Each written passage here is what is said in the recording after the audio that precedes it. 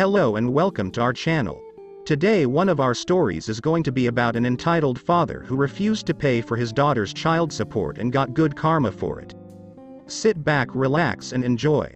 I, 29, live with my pregnant fiance, Sarah, 27, and my cousin, Mira, 18.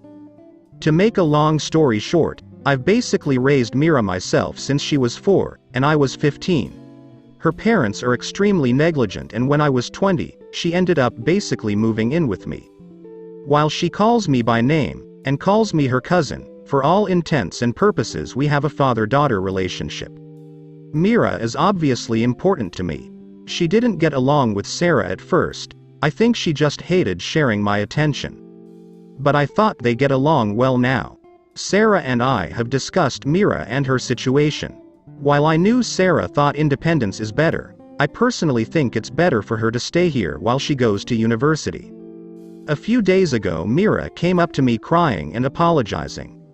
She basically said she was sorry for being a burden and hurting me, for not realizing how I felt and that she would move out and everything.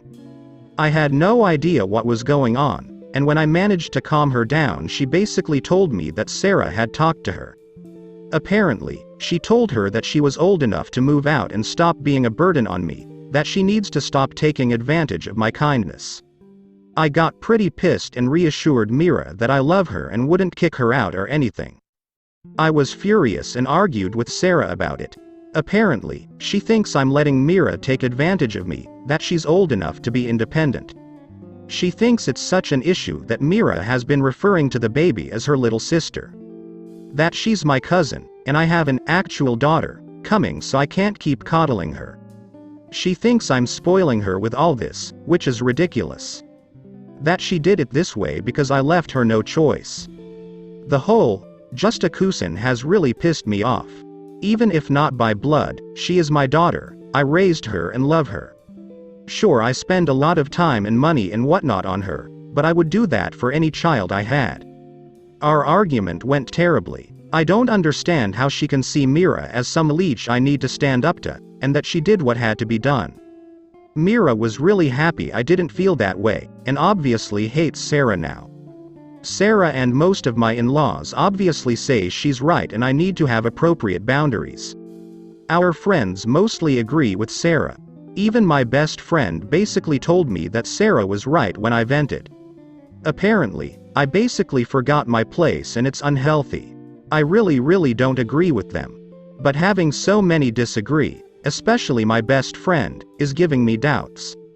I want what's best for Mira, and while I personally want her to stay, if it is actually unhealthy maybe Sarah would be right. Sarah definitely went the wrong way, but maybe I was wrong to not take some of the worries seriously. Replies from the comment and update from original poster. Not the idiot. Mira is in university. It's great that you're willing to let her live at home so she can get an education and hopefully not graduate with an overwhelming pile of debt. As long as she's in school and working towards supporting herself, that's a young adult worth subsidizing. I find it odd that you know Sarah well enough to marry her but had no clue how she felt about Mira or that she would go behind your back that way. I hate to tell you, but you knocked up the wrong person. Original poster replies. Thanks, and I agree. It's definitely a lot better than moving out young like I had to. And I'm starting to feel that too. It's so shocking to me. I never expected her to do something like this. The second commenter asks, when you write that you spend a lot of time and money on Mira, what does that entail? Because yes, you might be in the right and your fiance ridiculous, but is it possible she feels neglected and that you are spending so much money on Mira that you are not saving for your goals with her or is financially set for the baby? If that is not the case, I think your in-laws and friends are ridiculous, as you say she has been a daughter to you and any reasonable parent would take care of their kid. Original poster replies. For money, I wouldn't say it's anything super crazy. Like it's not much beyond normal costs. I do pay bills for us and groceries and whatnot. And I'm happy to help with expensive things depending. For the most part, I pay most of her essentials, and she pays for extras she wants and saves the rest. And I have enough to afford the baby, I'd say. For time, I try to balance it. Every Tuesday is specifically for Mira, aside from emergencies.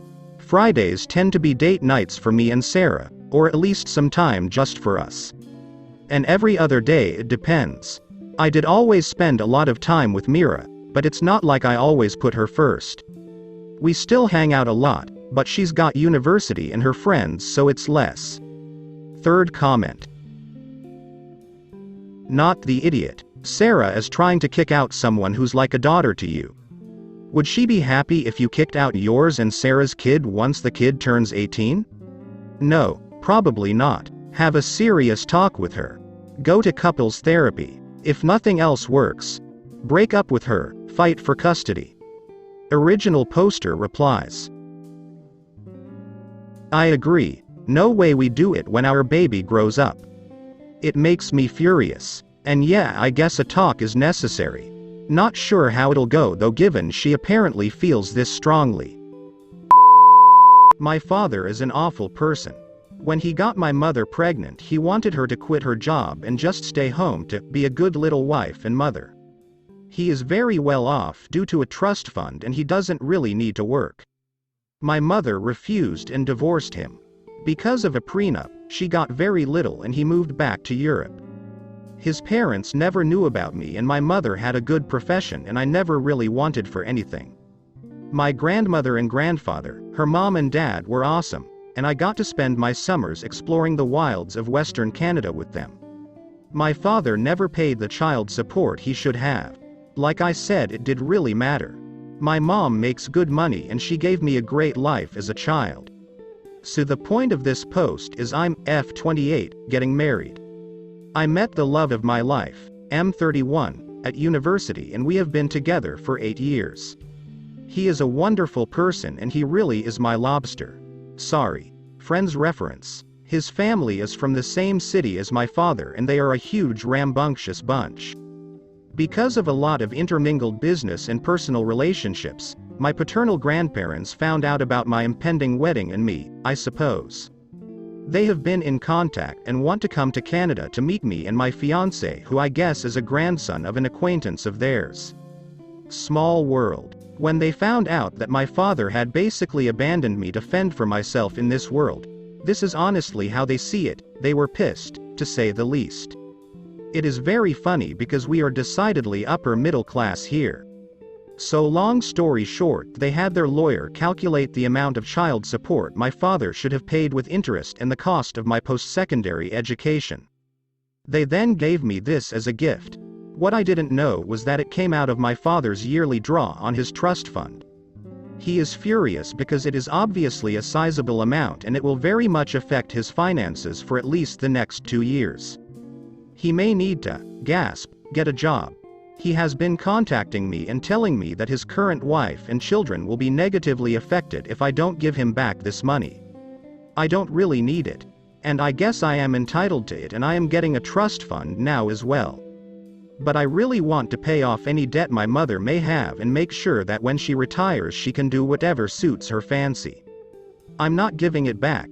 Am I the idiot? Edit. To answer some common questions. My half-siblings will not really be affected. They have trust funds set up already and their tuitions and fees and stuff are covered.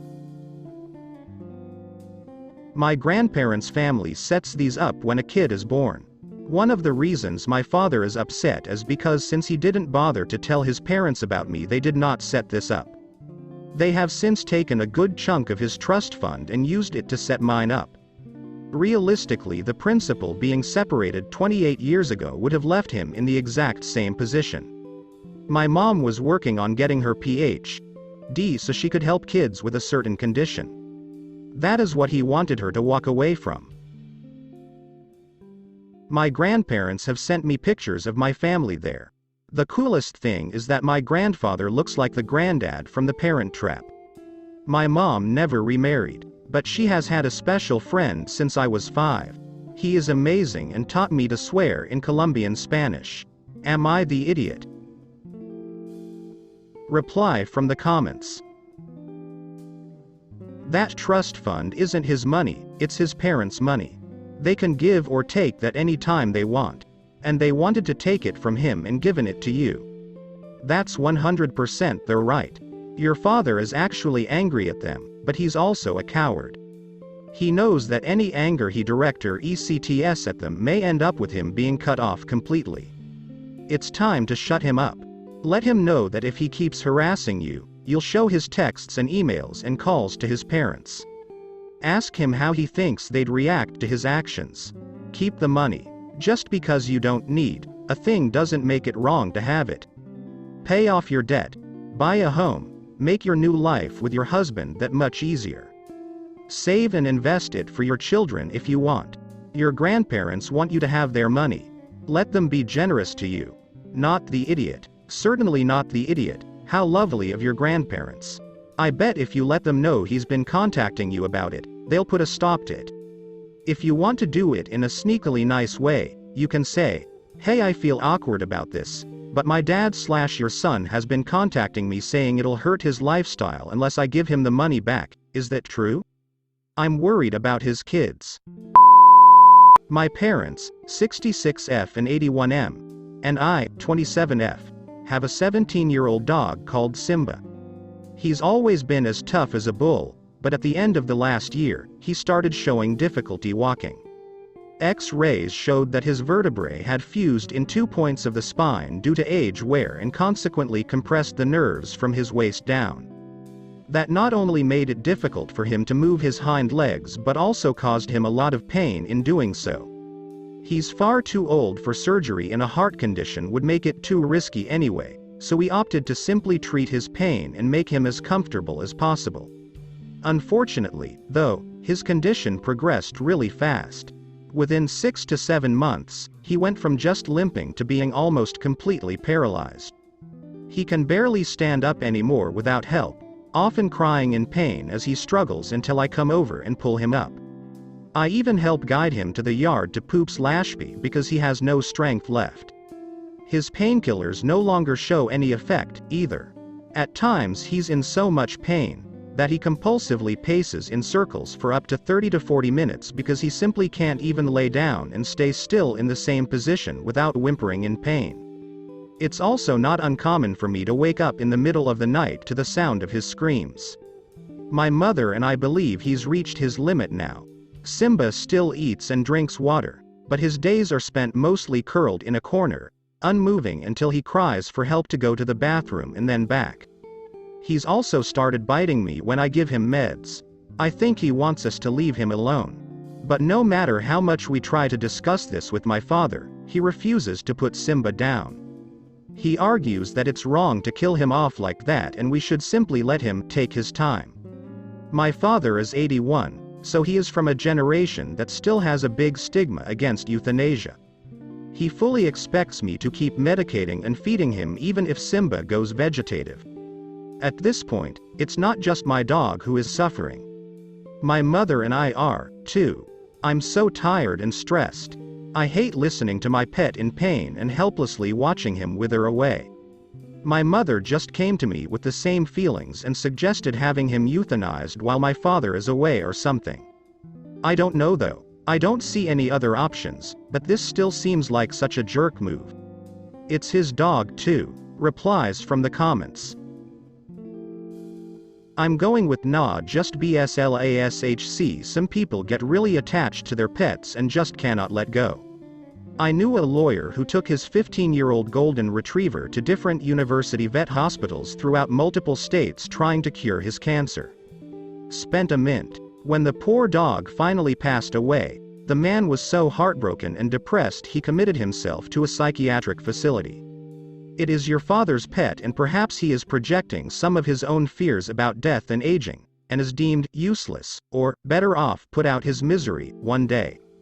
It's so hard, and I hope there is a peaceful outcome for everyone. Original poster replies. Yeah, he's definitely projecting. It's not the first time he puts a pet through this. I explained an incident in another comment. But we've been able to euthanize other cats without much protest from him aside from a few disapproving comments. But Simba is very close to him, at least more than he admits, so he's being as stubborn as a mule. We've had this talk many times and it goes nowhere, he just shuts us down and walks away. The second commenter replies, "Maybe it's time for you to finally snap at your dad. If he wants to be such a big tough man about it, bring it up and let it escalate to an argument. Then let your frustration bubble over and tell him that a strong man wouldn't let an animal suffer just because he doesn't want to face reality. Cowboys would shoot their beloved horses who broke a leg instead of leaving them to suffer until they die from the injury. Hunters will stab a deer in the heart if they take it down without killing it. Part of the responsibility of being a human being taking ownership of an animal is being responsible for making tough decisions that they can't make for themselves. Presumably, Simba used to run around and do things.